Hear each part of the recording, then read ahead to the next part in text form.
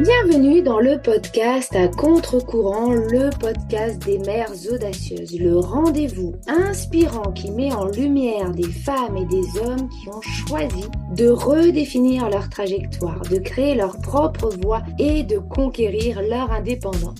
Je suis votre hôte, Nathalie Grimaud-Morvillet, et je suis honorée de vous accompagner dans ce voyage extraordinaire. Après plus de 15 ans en tant que salariée dans le domaine du marketing digital et après 4 discriminations à la maternité, j'ai décidé de prendre mon indépendance pour mieux profiter de mes enfants sans renoncer à ma carrière professionnelle. Avec la tribu digitale, j'aide désormais les parents à en faire de même. Dans ce podcast, à chaque épisode, nous vous présenterons des histoires captivantes de mères audacieuses, de pères engagés, mais surtout de parents déterminés qui ont trouvé le courage de se réinventer pour mieux concilier leur vie personnelle et professionnelle. Qu'il s'agisse de maman, de papa ou de famille, notre podcast est un espace où chacun peut trouver une source d'inspiration, de conseils et de perspectives pour embrasser un avenir empreint de flexibilité, d'épanouissement et de conciliation, ainsi que de succès. Si vous êtes à la recherche de nouvelles manières de penser et ou de travailler, ou encore d'astuces, c'est le podcast qu'il vous faut. Prenez dès à présent votre boisson préférée et c'est parti. Retrouvons-nous dans le nouvel épisode du jour. Bonjour à toutes et à tous et bienvenue dans notre nouvel épisode de podcast à contre-courant, le podcast des mères audacieuses. Aujourd'hui, je reçois Nina, une femme dont le parcours résonnera avec toutes celles qui ont déjà traversé des transformations profondes, des moments de doute aussi, et puis des renaissances magnifiques. Alors Nina, elle est maman de 3 enfants et à chacune de ces maternités, elle a été façonnée différemment. 3 histoires, 3 contextes, 3 versions d'elle-même. À travers ces chemins parfois doux, parfois contrastés, elle a découvert en elle une force qu'elle ne soupçonnait pas. Et puis, il y a eu l'écriture. Une rencontre décisive, presque intuitive, qui lui a permis de reconstruire une nouvelle vie professionnelle plus libre, plus alignée et surtout plus proche de la femme qu'elle devenait. Dans cet épisode, Nina va donc nous partager ce que la maternité lui a appris, comment elle s'est révélée et comment elle continue aujourd'hui à écrire sa vie avec courage, nuance et sens. Bonjour Nina, je suis ravie de te recevoir aujourd'hui. Bonjour Nathalie, merci beaucoup pour l'invite. Je suis vraiment très honorée et ravie d'être là aujourd'hui. Et ben moi je suis vraiment très contente de t'avoir. Justement, pour commencer, est-ce que tu peux te présenter à celles et ceux qui nous écoutent? Oui, bien sûr. Alors, je m'appelle Nina, j'ai 33 ans depuis quelques jours. J'ai donc 3 enfants, dont on parlera sans doute un petit peu après, et je suis experte en écriture stratégique. Donc, je suis rédactrice et consultante SEO. Je suis également ghostwriter et mentor LinkedIn. J'interviens dans plusieurs programmes pour coacher, former et puis écrire aussi des posts à la place des autres sur les réseaux sociaux. Et on le sait un petit peu moins, mais je suis aussi pigiste et journaliste pour la ville où j'habite, Vitry-sur-Seine, en banlieue parisienne. Donc, je couvre des événements locaux pour le journal et pour le site de la ville. Donc voilà, mon métier, c'est d'écrire un peu partout, tout le temps, sur plein de médias différents et j'adore ça. Waouh, en tout cas, tu t'ennuies pas, hein. Ah non, je te le confirme, ma vie est bien remplie. Bon, du coup, tu as 3 loulous, mais depuis quand es-tu maman? Donc j'ai bien 3 enfants, je suis maman depuis 2020. Donc, j'ai une fille qui a 5 ans passé, qui est née en octobre 2020, un petit garçon de 2 ans et demi, qui est de juillet 2023, et un petit bébé, un petit garçon qui est né en mai 2025, donc qui a tout juste 8 mois.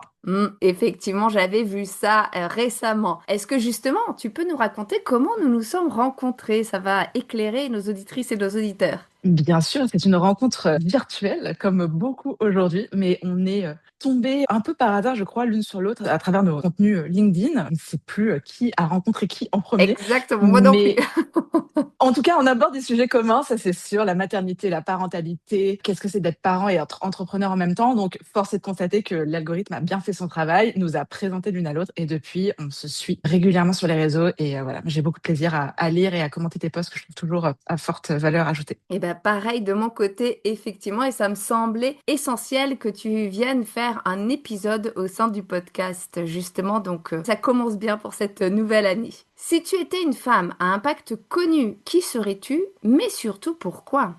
Eh bien, si j'étais une femme à impact connu, C'est un petit peu une unpopular opinion, peut-être, je sais pas. C'est un peu un choix audacieux, mais en ce moment, je regarde la dernière saison, la saison finale de Stranger Things, la grosse série produite par Netflix, et je suis très très admirative de l'actrice principale qui est toute jeune et qui s'appelle Millie Bobby Brown, qu'on a tous connue il y a une dizaine d'années alors qu'elle avait à peine 11 ans. Et je trouve que cette nana, qui aujourd'hui doit en avoir 21 à tout péter, est juste tellement admirable. Déjà, affronter la notoriété aussi jeune. Elle a subi tellement de vagues de cyberharcèlement. Elle est toujours debout. Elle les a gérées avec difficulté, mais avec beaucoup de brio. Elle a eu 1000 vies en 10 ans. Elle est tout juste maman. Elle a adopté un enfant. Elle vient de se marier. Elle est ambassadrice de l'UNICEF. Je la trouve incroyable. Elle a créé une marque de cosmétiques. Alors, je suis pas du tout la cible, mais je trouve ça fou à son âge. Moi, je me revois à 21 ans. Je sais très bien où j'en étais.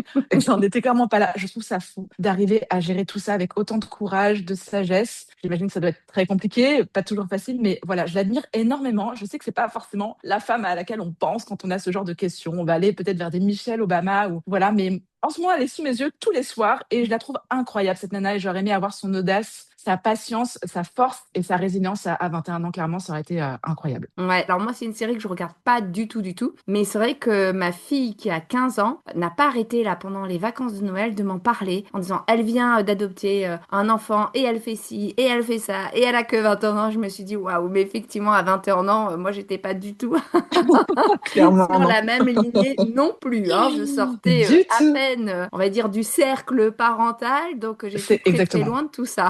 Exactement. Voilà, je l'admire beaucoup. Ouais. Bon, rentrons maintenant dans le vif du sujet. Est-ce que tu peux nous raconter ce que représentait pour toi ce désir de devenir mère et puis comment il a commencé à transformer aussi ta manière de voir, ta manière de te projeter et puis très certainement aussi ta manière de voir le monde professionnel? Oui, bien sûr. Alors, aussi loin que je me souvienne, j'ai toujours eu le désir de maternité en moi. J'ai grandi quasiment seule avec ma mère. J'avais un frère, mais il est très vite parti en internat. Mes parents se sont séparés quand j'avais 8 ans. Donc, c'était un peu ma mère et moi contre le reste du monde. J'avais une relation très forte avec elle, très fusionnelle, très intellectuelle. On se comprenait. Enfin, elle me comprenait quand j'étais petite comme personne. Et puis moi, avec le temps, l'âge et la maturité, ce rapport-là s'est aussi équilibré et inversé. Donc, la maternité a toujours été une évidence pour moi. Je crois que j'ai jamais pas eu envie d'avoir des enfants. J'ai toujours eu aussi un petit peu un côté un peu décalé avec les gens de mon âge. J'ai sauté une classe, donc j'étais toujours avec des gens un petit peu plus grands. J'ai toujours fréquenté des personnes plus âgées. Voilà, aujourd'hui, mon conjoint, il a 13 ans de plus que moi. Enfin, il y a un truc où j'ai l'impression d'avoir un peu un décalage, un temps d'avance. C'est pas du tout péjoratif, hein, mais d'être un peu plus loin que les gens de mon âge. Et du coup, bah, j'ai très tôt eu envie de me poser, en fait. J'ai eu une période aussi où j'ai fait la fête, tout ça, mais très vite, j'ai eu envie d'avoir mon appart, de vivre avec quelqu'un et d'avoir des enfants. Et du coup, on a lancé ce process. Bébé, mon conjoint avait la quarantaine, ou pas loin. Moi, j'en avais 24 ans, quoi.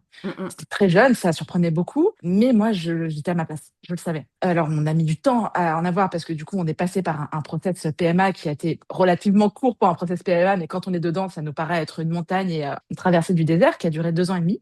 Et puis quand j'ai eu ma fille, donc par transfert d'embryon, par FIV, en 2020, année du Covid, et puis année pour moi de grands bouleversements aussi intimes et personnels, on en parlera peut-être après, ça a tout changé pour moi. Mm, mm. Ça n'a pu que tout changer pour moi. Déjà parce que bah, le Covid a changé tout notre contexte. Je suis devenue mère à ce moment-là. Je fais partie de l'équipe qui a accouché avec un masque. Enfin voilà, Ouais. j'avais la chance d'avoir mon conjoint avec moi. Heureusement, j'étais pas en début de Covid, mais en octobre, c'était un peu plus cool. Mais bon, c'était un contexte, c'était une parenthèse dans notre vie, hein. Je pense que pas besoin C'est de clair. rappeler à tout le monde ce qu'était l'année 2020 et 2021 aussi. J'ai perdu ma mère à ce moment-là. Enfin voilà, tout a été, pour moi, ça a été une année charnière. Tout a changé. Mm, mm.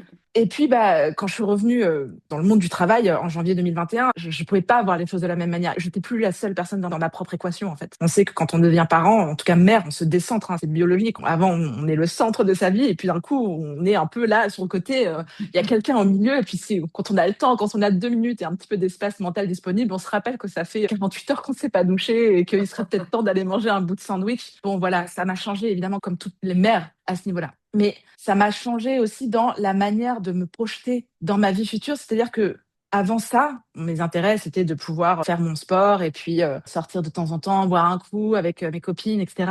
Depuis ce jour-là, dans l'organisation de mon quotidien, tout ce qui m'importe, c'est de pouvoir être là le matin avec mes enfants, pouvoir les récupérer à 18 heures au centre de loisirs chez la nounou et le week-end être avec eux. Mm, Et mm. donc, ma vie est organisée autour de cette conjoncture-là. c'est ma façon de faire, évidemment, hein, c'est totalement personnel et subjectif, mais mon travail a dû épouser ce cadre-là. Il était hors de question pour moi de continuer à prendre les transports, d'aller bosser à Paris, d'être bloqué parce qu'il y a la grève, de taffer le Ou la soir, de neige, faire ou on ne ou sait la quoi. neige. On sait que Paris est immobilisé quand il y a trois flocons de neige qui tombent. Bon, voilà, je voulais plus de ça. Et c'est cette nouvelle priorité-là de vie qui m'a dit, OK, ma bonne fille, va te créer ton propre cadre de travail, deviens entrepreneur, crée ta propre fiche de poste et tu pourras faire ce que tu veux pour emmener tes enfants chez le pédiatre à 15h si ça te chante, les amener un peu à la bourre le matin, les récupérer à 16h30 si tu en as envie. Parce qu'aujourd'hui, il y a que ça qui compte. Je m'en fiche des after-work, je m'en fiche de voir les collègues, etc. Ça n'a plus d'importance pour moi. Je veux ce cadre-là et je veux après pouvoir rencontrer, passer du temps avec des clients, etc. dans le temps qu'il me reste et quand j'en ai envie. Mais ma priorité, c'est d'être matin, soir et week-end avec mes enfants. Alors, je me reconnais dans beaucoup de choses que tu as dit, c'est fou quand même. Comme tu le dis, hein, l'algorithme parfois des réseaux sociaux est assez puissant, puisque moi aussi, j'ai toujours voulu être maman. Et d'ailleurs, c'était une anecdote qui revient souvent, puisque quand j'étais petite, à l'époque, dans le livre des records, j'avais lu qu'il y avait une maman qui avait, alors je sais plus combien d'enfants, et puis j'avais dit à mes parents, ah, mais moi j'aurais encore plus d'enfants que cette personne-là. Bon, je me suis arrêtée à 4, hein, parce que finalement, c'est quand même pas mal.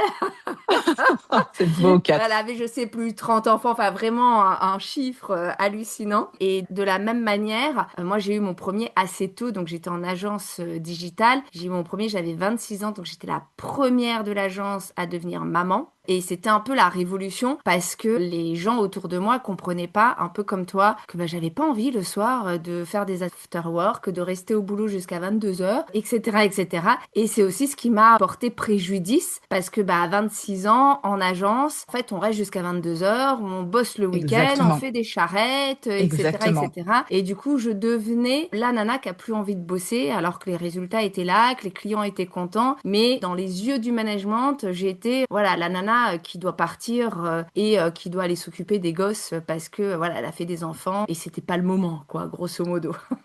Et c'est fou. J'ai eu ma fille à 27 ans, donc on se ressemble beaucoup. J'étais en agence, j'étais en start-up, donc avec que des gens qui ont entre 20 et 23 ans. Genre, j'étais la première aussi à avoir un enfant, donc on se retrouve beaucoup là-dessus. Et je le dis très souvent, j'ai 3 enfants. On a beaucoup de problèmes de sommeil avec les 3. On combine beaucoup de galères à ce niveau-là. Mais s'il n'y avait pas ça, écoute, j'aurais déjà fait 10 enfants, je pense. Rien ne m'arrêterait. Et je suis à ça de me dire, allez, vas-y, c'est quoi? On s'en fout, on en fait un 4e. Donc c'est très drôle que tu me dises ça. Mais bon, on dort quand même pas beaucoup. Donc voilà, faut que je réfléchisse bien quand même avant de me Ouais, lancer. après, il y a un moment, tu verras, moi, ils sont plus grands les miens, mais il y a un moment donné où ça bascule. C'est toi qui dois aller les réveiller à midi. Il paraît, c'est Et fou. là, tu dis, waouh, il est 8h du matin, tout le monde dort à la maison. J'ai la matinée pour moi.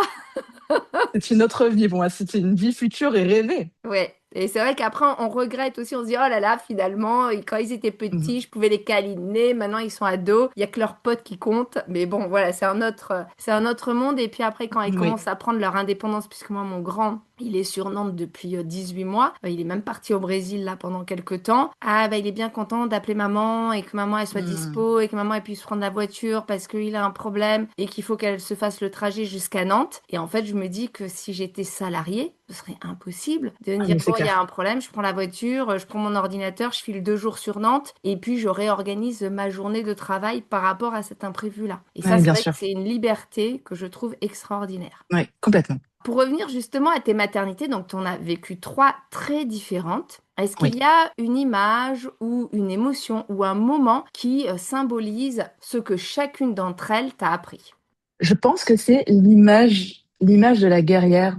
Vraiment, quand je réfléchis à cette question, c'est la première et seule image qui me vient. Parce que la maternité a été un combat pour moi immédiatement. J'avais beau avoir 24 ans, j'ai dû me battre pour avoir mes enfants. Parce que du coup, mes 2 premiers enfants sont issus de FIV, sont issus Mm. de, voilà, ma fille est une FIV et puis mon fils est un embryon congelé issu de la même production. Le 3e est arrivé naturellement et par surprise, mais c'est une autre histoire. Donc, il a fallu, pour moi, endosser ce costume de guerrière très jeune, très tôt, subir une errance médicale, partir en FIV, enfin en PMA d'abord, et puis il n'y a pas eu la FIV tout de suite, il y a eu des examens, et puis il y a eu une pompe à ovulation, enfin j'ai dû passer 3 milliards de trucs, j'ai dû faire 3 milliards de trucs avant d'avoir mon enfant. La patience que ça demande, les femmes qui ont traversé la PMA le sauront et sauront à quel point on est tributaire de nos cycles et que parfois ça se joue à un jour près, et on a loupé l'ovulation et la prise de sang, ça va pas, les dosages sont pas les bons. faut attendre le mois suivant. Enfin, c'est un parcours du combattant, Mm. de la combattante. Pour le coparent aussi, le père bien sûr, mais les mères, en tout cas, celles qui portent l'enfant, subissent les traitements. Et c'est compliqué, encore plus quand on bosse, quoi. Oui, puis Donc en la plus, souvent, on guerrière, peut pas le dire. Donc, tu vois, au exactement. rendez-vous, moi, j'avais une très, très bonne copine qui, justement, a subi aussi ce même type de parcours. Et elle me disait, je suis obligée de prendre mes rendez-vous super tôt. J'arrive, je suis éclatée au bureau, mais je peux rien dire. Je peux pas dire pourquoi je suis fatiguée. Je peux pas dire ce que je traverse. Il faut que j'ai la bonne figure, que je Exactement. sois souriante, que je sois, enfin, comme si tout allait bien. Et ça, c'est hyper difficile aussi. Et c'est une charge qui se rajoute plus sur la maman que sur le papa. Exactement, c'est exactement ça. C'est vraiment, voilà, pour moi, c'est une espèce de guerrière ou combattante, parce qu'on part pas en guerre non plus. On est dans un combat. Peut-être la combattante serait plus correcte.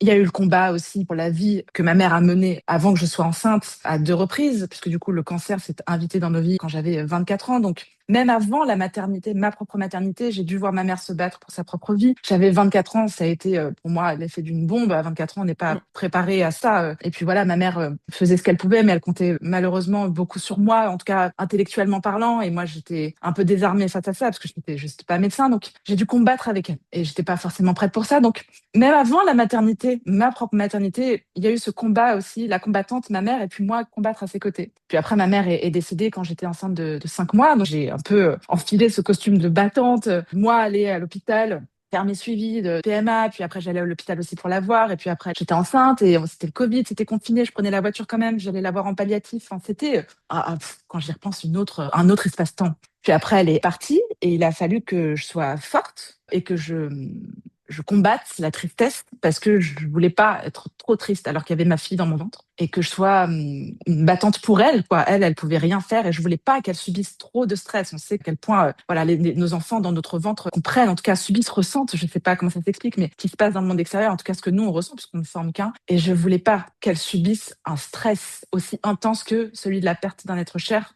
5 mois de vie in utero. Donc il a fallu que je me batte pour ça. Pour les 2 autres grossesses, c'était des combats un peu différents. Mon fils, quand il est arrivé, on a eu le transfert d'embryon. J'étais en pleine reconversion, je savais pas du tout où j'allais, j'étais complètement perdue. Et je me suis dit, ok, en fait, la reconversion, c'est maintenant, quoi. Parce que là, t'accouches dans 9 mois. En fait, c'est pas après que ça va se passer. On sait que le postpartum, c'est compliqué, qu'on sait pas trop à quelle sauce on va être mangé, on sait pas à quoi on va ressembler, voilà. Donc, relève-toi les manches. Let's go, on va au combat, on se reconvertit, FISA, on trouve une formation, on se la fait payer. Je me suis battue pour obtenir des financements, je me fais certifier avant d'accoucher, comme ça c'est fait, Ouais. et on y va. Et donc c'est exactement ce qui s'est passé. J'ai reçu ma certification quelques jours avant d'accoucher. Voilà, j'étais en train de faire mes premiers entretiens avec clients vraiment 10 jours avant mon accouchement. Et puis au retour de congé maternité, donc septembre 2023, je suis censée devenir entrepreneur à ce moment-là. C'est la première fois de ma vie que je suis confrontée à cet univers. Personne dans ma famille n'entreprend. Mes 2 parents, mon père est ouvrier, ma mère était instite, donc univers totalement pour moi.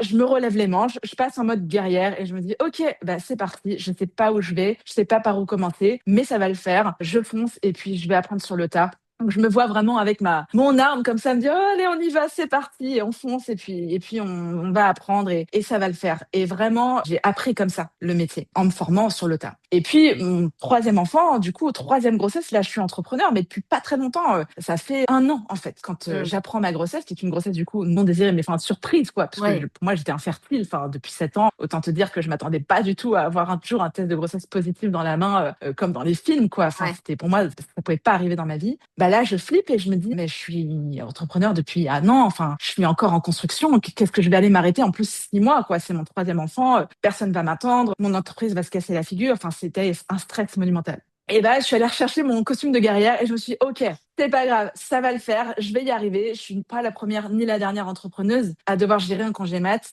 de 6 mois. On va y arriver en fait. Et je me suis remise dans cet état d'esprit de guerrière en fait, de me dire, ok, fais-en une force. Ne te roule pas en boule sur ton canapé, va chercher les personnes qui vont pouvoir t'aider, entoure-toi, sois encore plus productif que si tu n'avais pas été enceinte et fais-en un truc encore plus puissant. C'est parti, let's go quoi. Donc j'avais peur, mais j'y suis allée. Et je crois que c'est un peu la définition du guerrier, c'est on a peur, mais on y va. Et voilà, et on se pose pas 3 milliards de questions et on avance. Bah, de toute façon, la peur ne peut être combattue que par l'action. Alors souvent, les gens Exactement. qui ont peur s'arrêtent, mais en fait, c'est on va dire, la pire inaction à réaliser, parce que c'est là où la peur prend encore plus son rôle et où justement, ensuite, ça finit en eau de boudin, alors que le fait de se mettre en action, peut-être que ce qu'on va faire, ça va pas être hyper perfectionniste, comme on l'aurait voulu, aux petits oignons, etc. Mais au moins, ben en fait, on avance et du coup, la peur diminue à chaque fois qu'on fait une action. Exactement. Alors justement, pendant l'une de ces grossesses, donc la première, hein, tu traverses à la fois un moment où tu es heureuse parce que ça fait 2 ans et demi que tu essayes de tomber enceinte, et puis en même temps, la perte douloureuse de ta maman. Comment tu as trouvé le courage d'avancer quand même dans ce contraste qui est quand même les deux extrémités finalement? Alors, complètement. Vraiment, je pense que c'est une période où j'ai à la fois porté la vie et été témoin de la mort, hein, puisque j'étais avec ma mère presque jusqu'au bout. C'est très paradoxal ce que je vais dire, et je crois qu'aujourd'hui, j'ai pas encore la réponse, mais soit je n'ai pas eu le choix, et il y a une espèce d'instinct de survie qui s'est mis en place. Hmm, En fait, si là, je craque, peut-être que je meurs aussi. Enfin, je sombre. Si je hmm, craque, je sombre. Ma mère était c'était la personne la plus importante pour moi. Mes enfants n'étaient pas encore là, donc aujourd'hui, évidemment, le discours serait très différent. Mais voilà, c'était mon autre, quoi. Et soit il y a une espèce d'instinct de survie qui s'est mis en place des corporations, je sais pas, mais je peux pas, en fait. Je hmm. peux pas, il y a un mécanisme de défense je ne peux pas gérer ça. Je ne peux pas gérer cette douleur. Je m'anesthésie, je m'auto-anesthésie et je verrai plus tard. Je pense qu'il y a un peu de ça. Mais il y a eu aussi, c'est très paradoxal, hein, mais je crois qu'on de toute façon on est tous foncièrement paradoxaux et beaucoup plus complexes et subtils que c'est noir ou c'est blanc. Il y a eu aussi un truc de je choisis et je décide que ça n'aura pas trop d'impact sur moi. Pas d'impact, je ne peux pas le dire, mais pas trop d'impact pour moi. C'est-à-dire qu'il y a eu un truc de, en fait, ma fille, j'ai mis 3 ans à la voir. Oui, je suis en train de perdre ma mère. Oui, ce qui est en train de se passer, j'aurais aimé que ça n'arrive pas. Oui, j'aurais aimé, comme beaucoup de personnes, avoir ma mère 30, 40 ans de plus, parce que du coup, ma mère est décédée à 61 ans.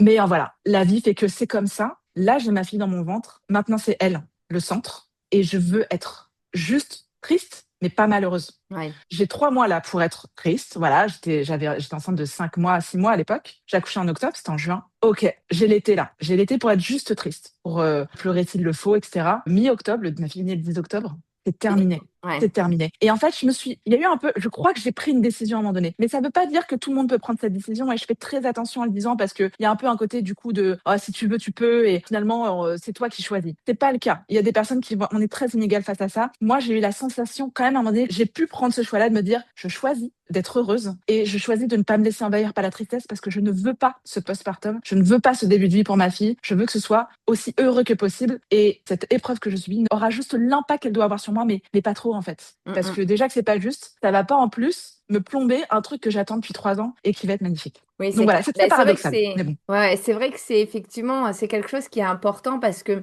on oublie souvent que nos loulous, eux, ils ont rien demandé. Donc nous, on a envie, Exactement. par exemple, de devenir parents, c'est quelque chose qui nous tient à cœur, etc. Ou parfois, pas forcément, ça nous tombe dessus. En fait, on n'avait pas envie, mais bon, pour plein de raisons, religieuses ou autres, on garde l'enfant. En fait, l'enfant, il a rien demandé. Et c'est vrai qu'en fait, je pense qu'il n'y a rien de pire pour un enfant que d'avoir l'impression finalement d'être abandonné par un parent qui est dépressif sur un sujet en fait que l'enfant ne maîtrise pas, quoi. Et du coup, pour sa construction, je pense qu'effectivement, c'est particulièrement problématique. Bien sûr, et après, je ne sais pas pourquoi j'ai échappé à la dépression postpartum, parce que encore une fois, c'est quelque chose qu'on ne maîtrise pas, ça nous tombe dessus, on ne choisit pas de tomber malade. Donc vraiment, je ne veux pas du tout dire, je veux pas que ce qu'on comprenne, c'est ah bah moi j'ai choisi d'être heureuse, les autres elles choisi d'être malheureuses. Pas du tout, du tout. Je ne sais pas pourquoi j'ai réussi à échapper à ça. Je ne sais pas quelle configuration en moi a fait que je ne suis pas passée par là. J'aurais pu 100 fois, 1000 fois faire une dépression postpartum. Je ne l'ai pas faite, je ne l'ai jamais faite. Ça ne veut pas dire que ça a été facile, mais voilà, il y a quelque chose qui s'est joué en moi qui a fait que j'ai réussi à échapper à ça, et ça aurait été en plus vraiment logique et compréhensible. Mais bon, ça s'est Mm. pas produit.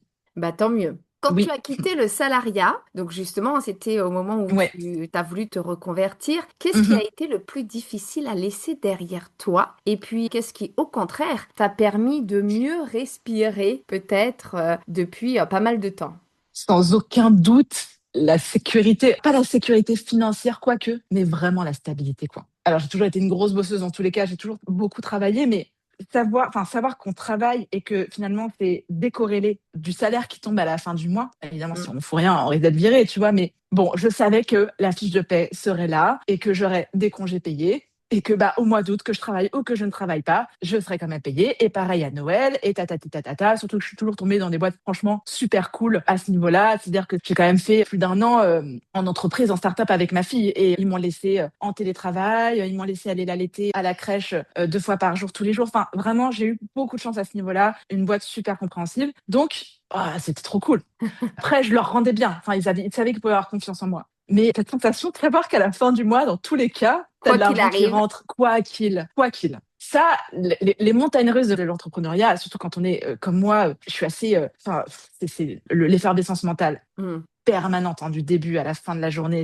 Tout est sujet à une surintellectualisation. Enfin voilà, je pense que je coche toutes les bonnes cases du TDAH, de l'hypersensibilité, de haut potentiel. Enfin voilà, je coche tout. Pour moi, tout est sujet à faire un essai philosophique quantique. Enfin bon voilà, il se passe beaucoup trop de choses dans ma tête, donc l'entrepreneuriat va exacerber ça. Tout est très intense pour moi. Donc quand ça monte et que j'ai plein de clients et que là, c'est génial, et en même temps j'ai trop de clients, mais comment je vais faire pour tout faire? Et là, et j'arrive pas à être partout. Et bon, du coup, d'autres angoisses de il faut que je délègue, mais j'arrive pas à déléguer. Et puis, enfin bon, bref, voilà. Quand j'ai moins de clients qui rentrent parce que c'est le 15 décembre ou parce qu'on est en plein mois de juillet, mais j'ai pas assez de clients, mais quelle angoisse, mais ma boîte va s'effondrer. Et on est dans le bas de la vague et c'est très intense. Ça, c'est fatigant. Il faut vraiment que je bosse là-dessus. Par contre, de l'autre côté, mais la liberté intellectuelle de pouvoir faire ce que je veux, de ne pas être soumise à des process qui ne me correspondent pas, parce que je crois que j'ai toujours été un peu insoumise en filigrane, c'est d'insoumise refoulée de, en fait, vos process, j'ai pas envie de les suivre, vos outils, je les aime pas, ça me saoule, j'ai envie de faire comme moi je veux, et c'est comme ça. Mais c'est pas ça à son N+1, on dit oui, mais juste on bouillonne intérieurement. Ça, cette liberté-là, comment c'est trop bien. Je l'adore et je la chéris. Pouvoir, gagner assez d'argent, parce que du coup, pour le coup, c'est mon cas, pour me dire en août, j'ai pas besoin de bosser. À Noël, je peux prendre des vacances. Je peux faire péter un super resto. Ne plus être limité à ce fameux salaire finalement qui est super, c'est stable, mais finalement on est assez. Enfin voilà, j'étais project manager. Bon, je gagnais pas à des milliers et des cents. Aujourd'hui, je gagne 2, 3, 4 fois plus. Découvrir à quel point l'argent, évidemment, n'est pas une finalité, mais le moyen de pouvoir être en sécurité, de Mm. jamais me poser la question de OK, mais ma fille, la cantine, est-ce que c'est bien, mais est-ce qu'on peut se payer la nounou ce soir, est-ce qu'on peut sortir? Tout ça n'est plus un souci. Et c'est un vrai bonheur de se dire, voilà, au-delà du plaisir de se faire péter des bons restos ou des super vacances, de se dire, mes enfants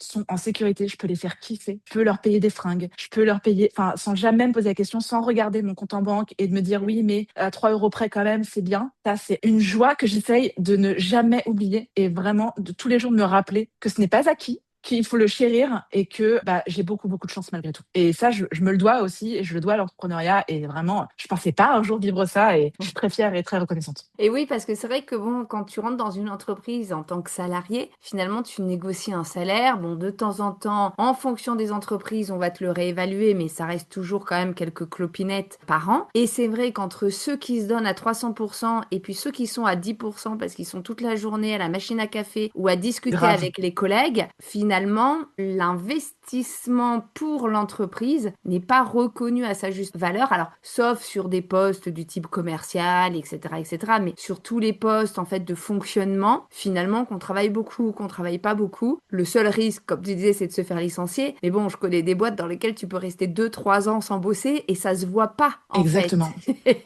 t'es Exactement. payé à rien faire et à côté, il y a un autre collègue qui lui bosse à 300%, il se donne, etc. Et puis quand il va aller voir pour une augmentation ou autre, on va lui dire non, mais on peut pas, c'est pas possible. Alors que là, l'entrepreneuriat, ça découle réellement de ce que tu fais. Oui. Alors attention, comme je dis, moi j'accompagne beaucoup de femmes, je dis attention à la procrastination active, c'est-à-dire ça Ah oui, découle de ce c'est qu'on clair. fait, mais si ce qu'on fait est utile. Parce que si on fait des choses qui ne sont pas utiles, alors on se donne bonne conscience d'un point de vue état d'esprit, hein, notre cerveau est content parce qu'il a travaillé, mais on a fait que des choses inutiles qui derrière ne nous permet pas de ramener des clients, de ramener de l'argent, etc.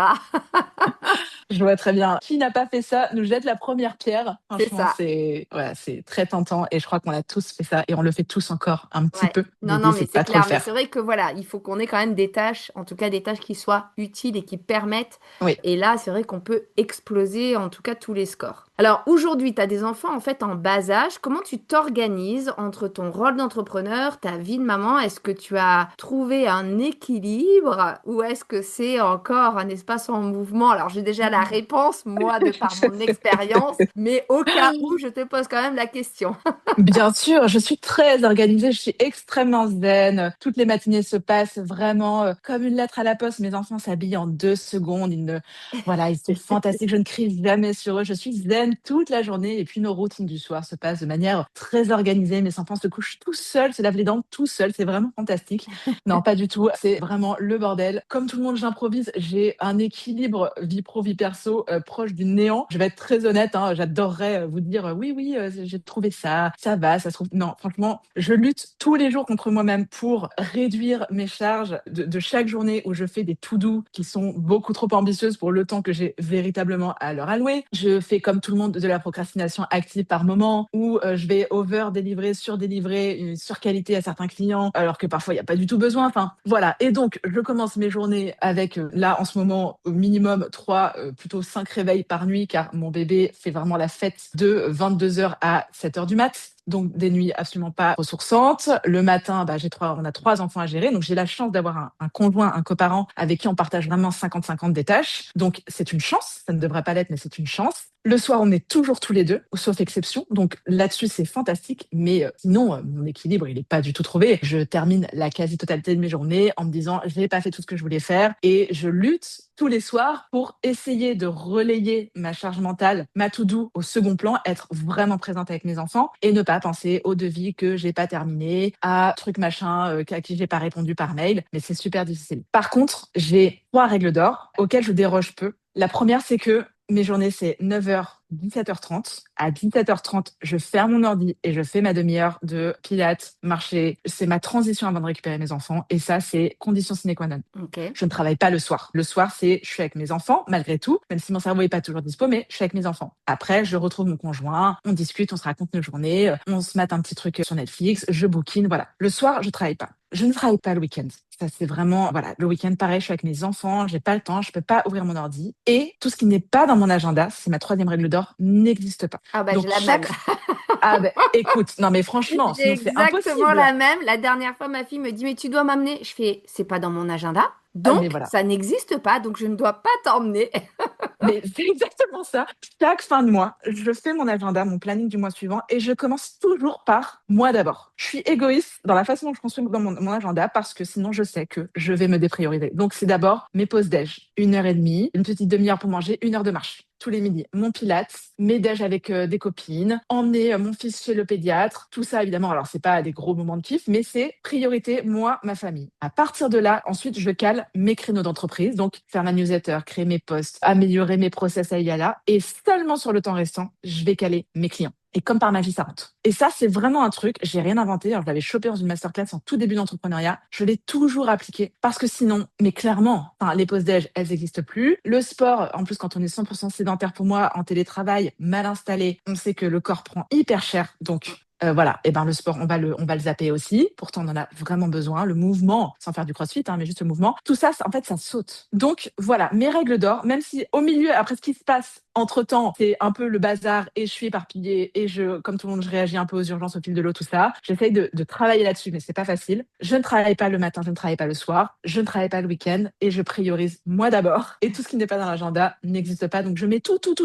Faire mes mails, aller marcher, répondre à truc machin. Je mets tout dans mon agenda. Comme ça, je suis sûre de pas oublier parce que on sait que quand on est entrepreneur et qu'on est tout seul, on est partout à la fois. Notre cerveau est super éparpillé. On oublie tellement de trucs. Donc, au moins, tout est inscrit et j'ai plus qu'à suivre le process. Ouais, c'est clair. Ben moi, c'est pareil, effectivement, depuis pas mal de temps. Donc, nous, on a même un agenda partagé avec mon mari, puisqu'on est tous les deux entrepreneurs, on travaille tous les deux Pareil. de la maison. On l'a mis en place il y a quelques temps, c'est pas si longtemps que ça, mais en fait, pour justement dire, ah bah tiens, à tel moment, un de nous n'est pas dispo, donc l'autre, il faut qu'il se rende dispo pour amener les enfants au sport, aller chez les copains, aller les chercher au collège, au lycée, au machin, nan. Et du coup, effectivement, depuis qu'on a l'agenda partagé, c'est beaucoup plus fluide, parce qu'avant, on se retrouvait toujours avec avec 2 réunions, je sais pas, au moment d'aller à l'école, punaise, lequel décale sa réunion? Non, mais moi, c'est plus important, etc.